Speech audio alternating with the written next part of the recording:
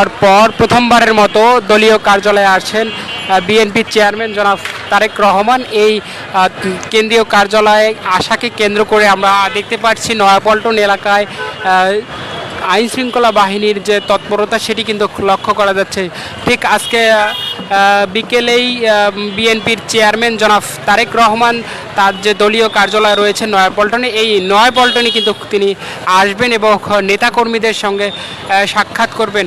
এবং এই খবর পেয়েই কিন্তু আমরা দেখতে পাচ্ছি যে নয়াপল্টন এলাকায় বিএনপি এবং বিএনপির যে অঙ্গ সংগঠনের যে নেতাকর্মীরা রয়েছেন সে সকল নেতাকর্মীরা কিন্তু সকাল থেকেই এখানে অবস্থান করছেন। তারা স্লোগান দিচ্ছেন এবং বিভিন্ন ধরনের যে স্লোগান সেই স্লোগান দিচ্ছেন। তাদের দলীয় নেতা এই কেন্দ্রীয় কার্যালয়ে আসবেন, সেই কার্যালয়কে কেন্দ্র করে আমরা দেখতে পাচ্ছি ছাত্র দলের যারা কেন্দ্রীয় কমিটির নেতৃবৃন্দ রয়েছেন এবং ঢাকা বিশ্ববিদ্যালয়ের যারা নেতৃবৃন্দ রয়েছেন তারা কিন্তু এখানে অবস্থান করছেন এবং স্লোগান দিচ্ছেন। এর পাশাপাশি যুব দল, মহিলা দল সহ সকল পর্যায়ের যে নেতাকর্মী রয়েছেন তারা এই নয়াপল্টন এলাকায় অবস্থান করছেন। এবং আমরা দেখতে পাচ্ছি যুব দলের যে নয়ন রয়েছেন তিনি কিন্তু এখানে কর্মীদের নিয়ন্ত্রণ করার যে চেষ্টা সেই চেষ্টা করে যাচ্ছেন।